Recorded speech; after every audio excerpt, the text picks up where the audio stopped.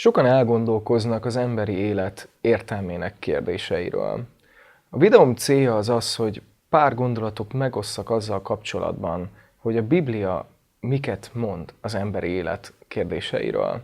A Biblia azzal a mondattal kezdődik, hogy kezdetben teremtette Isten a mennyet és a földet. Tehát a Biblia létezésünket valahol köti egy másik személy létezéséhez. Nem véletlenül vagyunk itt, és nem vagyunk egyedül. A Biblia mindent, ami körülöttünk van, bennünket, magunkat is köti egy személyhez, aki mindezt kitalálta, aki mindezt megalkotta, aki mindezt működteti, aki mindezt szereti, azaz Istenhez. Éppen ezért a Biblia egyik legfontosabb üzenete az Istenről szól, de Istent nem úgy mutatja be, mint az a szakállas öregember, aki a fejünkben él, vagy egy csendőr, aki mérges, hogyha az embereknek túl jó kedve van, vagy mint egy lefestett szent kép.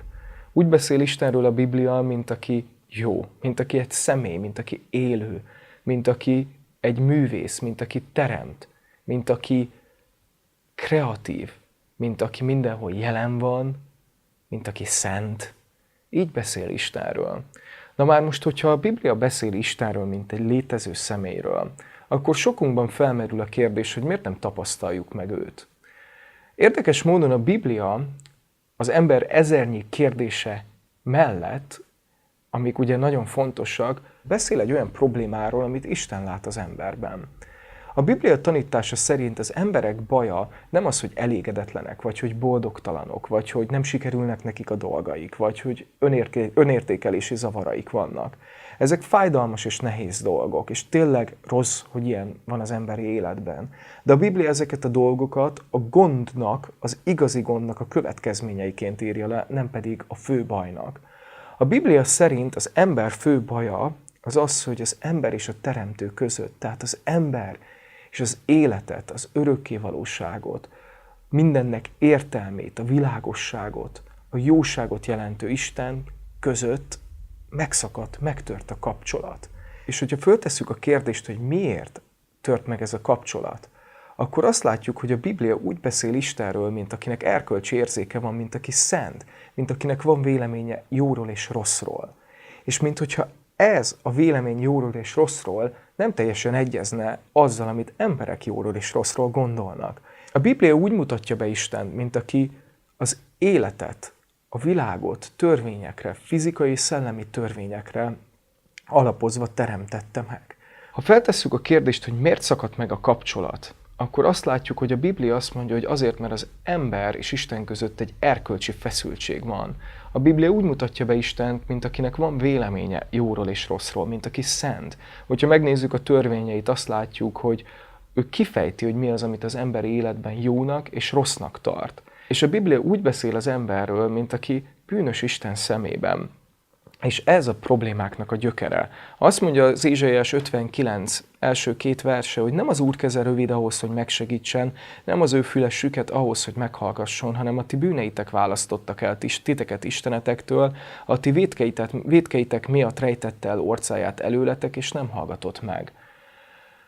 A Biblia azt mondja, hogy azért nem tapasztaljuk meg Istent, mert van egy probléma kettőnk között. És hogyha megnézzük a 10 parancsolatot akár, akkor láthatjuk azt, hogy igenis, tényleg Isten joggal találhat problémákat bennünk. Hogyha megnézzük a 10 parancsolatot, azt látjuk, hogy Isten olyan dolgokat kér, amiket mi sokszor nem teljesítünk. Azt mondja, hogy ne imádj más isteneket. Azt kéri, hogy ne vedd Isten nevét hiába a szádra. Azt mondja, hogy tiszteld apádat és anyádat. Hogyha végignézünk az életünkön, ezeket a törvényeket maradéktalanul beteljesítettük. Azt kéri másik helyen, hogy ne lopj.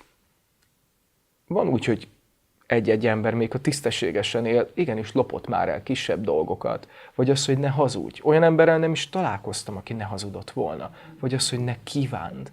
Tehát, hogyha Isten végignézi az életünket, akár csak a 10 parancsolat törvényén, vajon ő bennünket ártatlannak vagy bűnösnek mondana. És ez azért fontos kérdés, mert a Biblia beszél arról, hogy egy nap nekünk felelősséget kell vállalnunk a tetteinkért Isten előtt. Az ítéletnek az üzenete egy valódi és egy reális üzenet a Bibliában, amit sokan nem kedvelnek. Igazából én se kedvelem, nincs is egyetlen egy ember, aki kedvelni ezt az üzenetet.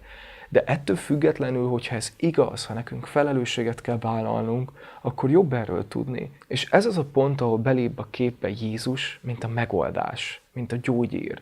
Jézus 2000 évvel ezelőtt jött el a világba, és ő nem azért jött, hogy tanítson, vagy hogy gyógyítson, bár tanított és gyógyított. Nem azért jött, hogy egy vallást alapítson, hanem azért, hogy megszabadítsa, hogy megváltsa az egész emberiséget. Legalábbis ő ezt mondta magáról, ezt mondja a Biblia őróla.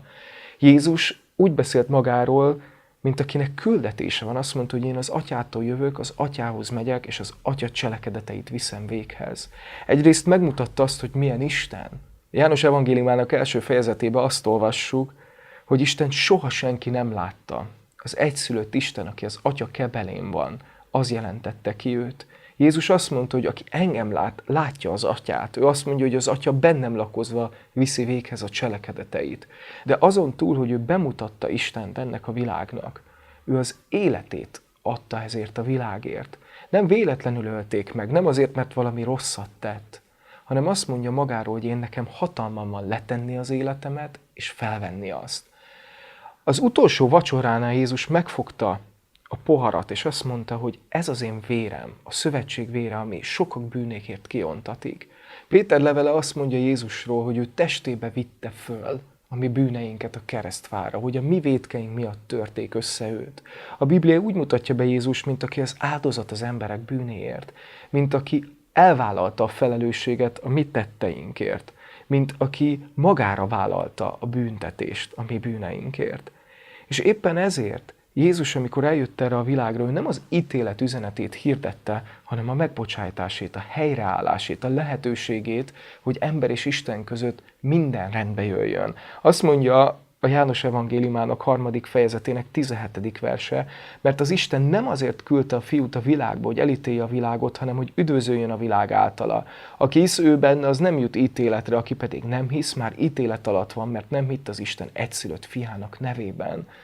A Biblia azt mondja, hogy megnyílt egy lehetőség a megbékélésre, de ezen a ponton kezünkben van a válasz, hogy mi hiszünk ennek, hogy mi kimondjuk-e Istennek, hogy Isten, én látom, hogy bűnös vagyok, és elfogadom azt, hogy te elküldted Jézust az én bűneimért, hogy áldozat legyen. Isten nem azt kéri, hogy tedd jóvá, amit elrontottál, hanem azt, hogy higgy Jézusban, aki mindent jóvá tesz, amit mi elrontottunk. Ezen a ponton a Biblia szerint az ember feladata egyszerűen tényleg csak annyi, hogy megfogja a szövetségnek a poharát, és kimondja Istennek, hogy Isten, én bűnös vagyok, és ezért bocsánatot kérek, és én hiszek Jézus nevében, én hiszek Jézus áldozatában. Azt mondja János evangélium az első fejezetben, hogy ő a saját világába jött, de az övéi nem fogadták be. Akik viszont befogadták őt, azokat felhatalmazta arra, hogy Isten gyermekeivé legyenek. Ez a Biblia ígérete Jézussal kapcsolatban.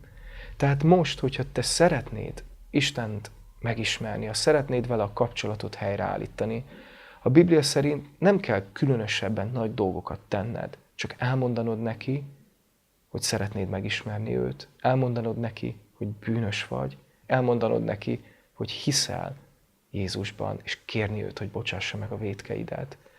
Utána a Biblia nem ígér egy problémamentes életet, viszont amit ígér, az az, hogy megismerheted Istent, és nem leszel többé egyedül. Amit ígér, hogy Isten megbocsájt mindent, amit tettél, hogy tudhatod, hogy ő ártatlannak tekint, és nem ellenségnek. Amit ígér, hogy ő gyermekeként fog elfogadni, hogy befogad a családjába, és szeretni fog téged. És amit ígér, hogy megváltoztatja a szívedet, és kéred akár az egész életedet. Ez az a dolog, amit én láttam, amit én megtapasztaltam. Ahogy én megismertem, ez az a dolog, amiről a Biblia beszél, és ezért mondtam el nektek. Köszönöm szépen!